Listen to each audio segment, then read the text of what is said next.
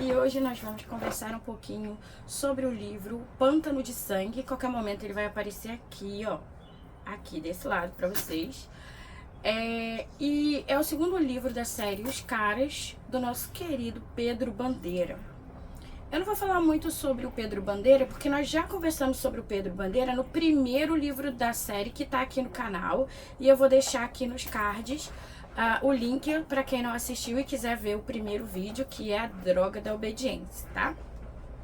No primeiro livro da série, eu não vou dar spoiler, né? Porque vai que você não leu. Porque também, gente, o que acontece? A todo momento, ou a qualquer momento que você quiser, você pode começar a série em qualquer livro, porque eles meio que fazem uma recapitulação do livro anterior.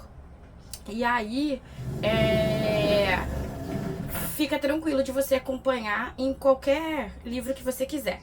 Mas no primeiro livro da série, os nossos amigos já aparecem, tá? Os nossos amigos que vão compor o grupo dos caras, que são aqueles detetives do colégio Elite, que toda a história, toda a narrativa se passa lá em São Paulo. Então são eles: Calu, Magri, Crânio, Chumbinho e Miguel, tá? Nós, os cinco amigos. No primeiro livro, eles enfrentaram ali o Dr. QI. E aqui, no segundo livro, eles vão enfrentar o Ente. Mas vamos começar do começo, que geralmente é por onde se começa.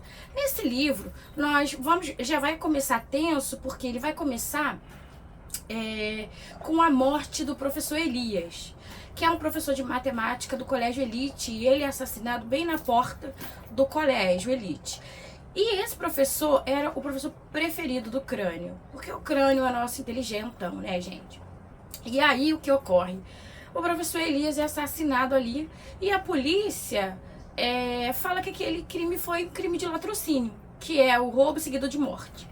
Mas o Crânio não se contenta, não se dá por satisfeito com essa versão da polícia. Então, ele convoca os caras para uma reunião e diz assim: gente, olha só, tem alguma coisa muito esquisita nisso aí. E eu fui lá, encontrei a esposa do professor Elias, e a esposa dele me disse que ele, nas horas vagas, também trabalhava como fotógrafo, e na última Semana Santa ele foi para o Pantanal. Inclusive, ela me mostrou uma caixa de fotos, de fotografias, que ele queria vender para uma revista. E eu reparei que lá, naquela caixa de fotografias, tava meio desarrumado, tava meio bagunçado, algumas fotos fora de ordem e faltando outras. E aí, eu achei que isso não combina com o professor Elias. Eu acho que ele era um cara muito organizado para deixar as coisas, né, meio bagunçados dessa forma. Então eu acho também isso Crânio, né, falando ali com os outros. E eu acho também que tem alguma coisa mal contada. Acho que nós deveríamos ir para o Pantanal, que é onde ele foi, né, onde ele tirou essas fotos, e nós deveríamos investigar. E aí o Miguel, né, que era ali o líder, avalia a situação e diz assim: olha, eu acho que nós não vamos, eu acho melhor nós não irmos, porque nós vamos entrar em período de prova e não é um bom momento, e na verdade você tá colocando coisa na sua cabeça, né, porque, poxa, não, a gente decide que os caras não vão investigar, isso não é um assunto pros caras, não vamos. E o Crânio aceita mais ou menos aquilo ali, né? E aí, gente, também quero dizer pra vocês que o primeiro livro, eles têm uns personagens centrais, né? Quer dizer, o primeiro livro tem um personagem central, que a narrativa ela se desenrola em volta do Chumbinho, né? Então o Chumbinho é o personagem central, o personagem onde a história fica mais focada.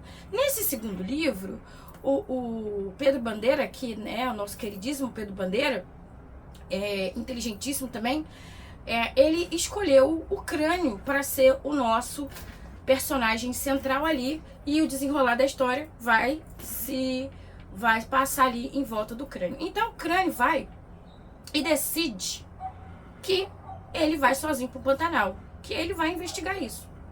E aí ele dá uma desculpa que tem a tia Matilde e vai lá pro Pantanal. ele não liga mesmo, porque não precisa de nota, né? Imagina, o crânio vai precisar de nota, vai se preocupar com essas bobagens de nota, não precisa de nota. Vai pro Pantanal.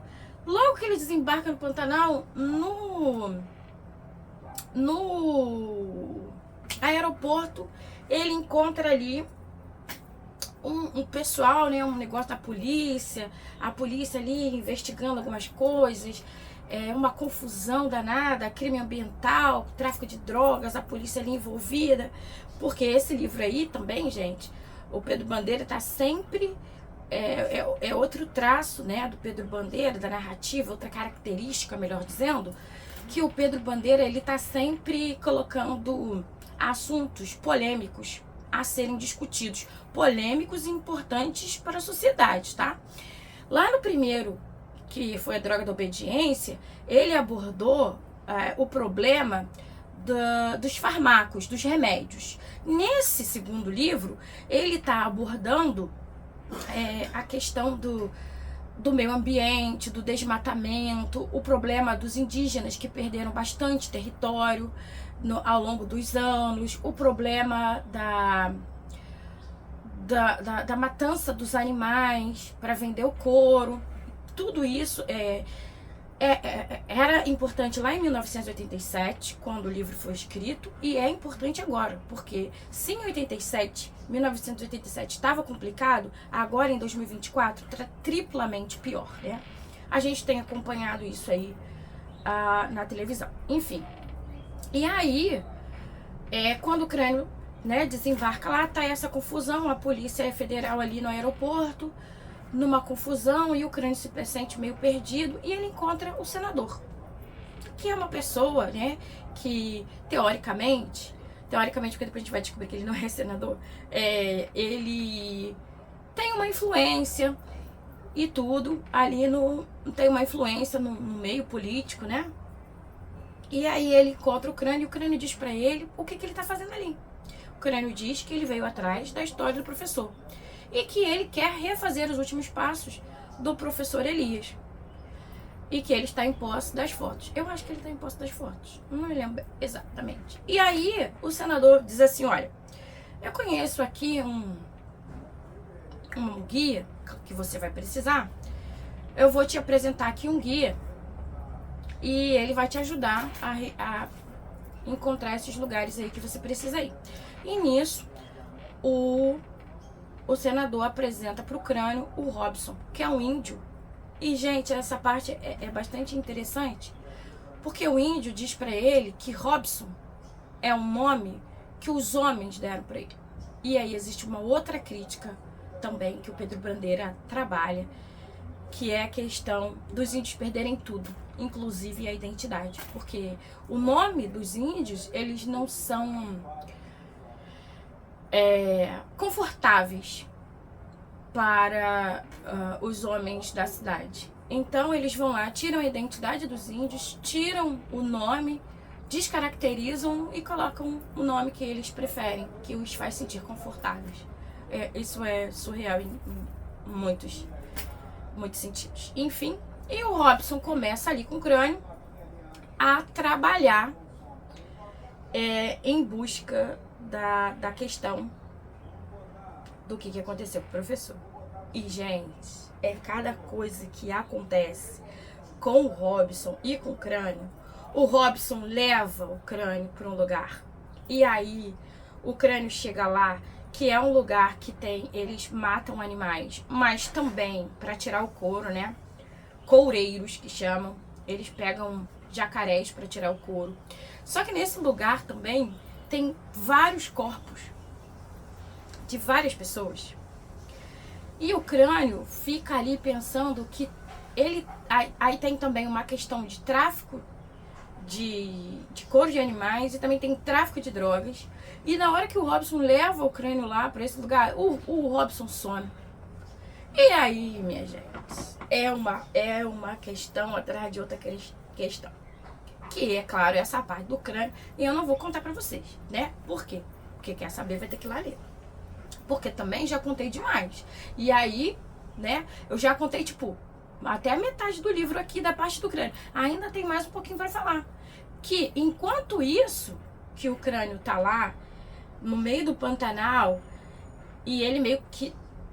Como é que eu posso dizer pra você sem dar spoiler, né? Meio que dá uma sumidinha básica, uma desaparecida. E a história volta pra São Paulo. Porque o espaço da narrativa aqui vai ter São Paulo e vai ter Pantanal, tá? Nisso que passa pra São Paulo, já tem um tempinho, né, que o Crânio deu uma sumida ali. Os amigos já estão preocupados, já estão sentindo que peso na consciência. O detetive Andrade, que é aquele detetive que a gente já conhece lá da Droga da Obediência, e que tem, né, uma boa relação com os caras, chega lá no colégio e diz assim: mas eu vou te dar uma carona pra você ir pra casa, né? Como não quer, quem não quer nada. E nisso, ele indo com o Miguel pra casa, ele dá aquela conversada e fala assim: olha, é que lá no Pantanal foi encontrado o corpo de um piloto de avião, piloto Bezerra. E... não era bem o corpo, né? Foi encontrado o piloto. O piloto estava dentro de uma canoa, nas margens de um rio, e ele tava com isso aqui, ó, que é a gaita do crânio. E, além disso, ele tava com um tiro nas costas, ele tava com a mão que foi comida pelas piranhas do rio, e ele tava também com muitos furos, apresentava furos no braço, e a perícia encontrou vestígios de heroína. E o crânio tá sumido. E aí o Miguel fala: caramba, e agora?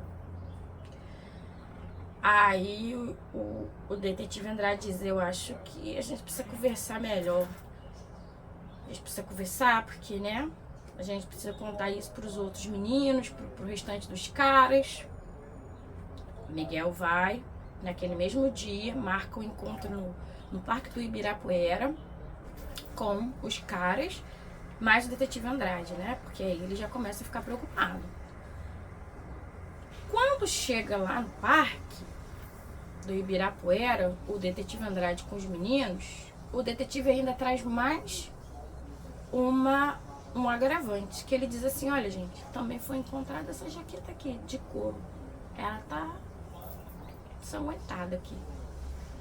E aí os meninos ficam assustadérrimos, porque aquela jaqueta é do crânio. E o crânio tá sumido no Pantanal. E aí, nesse momento, eles decidem ir pro Pantanal, atrás do crânio. O que acontece depois, meus companheiros, não vou contar pra vocês, porque, olha, é um negócio de gente que quer descobrir quem é o tal doente, porque aqui o bandidão é o ente, que ele lidera ali a quadrilha de tráfico de drogas, tráfico de couro de animais no Pantanal. E, gente, posso falar pra vocês que, tipo, é uma surpresa. Pra mim foi uma surpresa descobrir quem era o ente. Eu desconfiei de várias pessoas, né? Até do índio eu desconfiei. Mas aí depois eu falei: ah, não, porque vai ligando os pontos. E assim, eu não desconfiava de que era aquela pessoa que o crânio já consegue identificar pra gente bem lá no finalzinho do livro. E o livro é assim, eu achei a narrativa fluida, eu achei muito bom, achei a questão que o Pedro levanta pra gente excepcional. Achei que o Pedro sempre faz isso, Pedro Bandeira, né? Traz questões assim que não são somente pra gente se divertir enquanto literatura, mas também pra gente pensar enquanto sociedade, né? O que tá acontecendo. Porque a gente mora, por exemplo, eu moro no Rio de Janeiro, o Pedro Bandeira nasceu em Santos, mora em São Paulo, se eu não me engano, que são centros, né? Cidades urbanas. Mas existem muitos crimes acontecendo no Pantanal. E a cada ano que passa, existe mais desmatamento. E o meio ambiente vai ficando mais prejudicado com a relação dos homens, né? Com a ação humana contra eles. Então isso é bastante interessante a gente discutir, a gente pensar, sobre como o Pedro coloca isso pra gente, porque ele coloca de uma forma tão fluida, tão necessária, eu chego a dizer. E é gostoso você ler, porque às vezes a gente, quando a gente vai estudar sobre desmatamento, meio ambiente na escola, é tão chato, né? É tão obrigatório, e aqui é gostoso você ler essas questões e a crítica social que o Pedro traz pra gente. Então, você vai precisar ler, né, pra saber o que acontece no final do livro, e é um livro muito legal, eu gosto. E eu vou ficando por aqui. Essa foi a nossa conversa de hoje. Eu vou pedir o quê? Pra você se inscrever no canal, pra você ativar o sininho, pra você comentar com seus amigos, compartilhar e dar moral para ajudar o canal a crescer. E pela segunda semana consecutiva eu consigo colocar o vídeo às 8 da noite pra vocês, conforme prometido, tá? Eu vou ficando por aqui. Até a próxima quarta. Beijos. Dá uma moral aí, se inscreve. Até a próxima.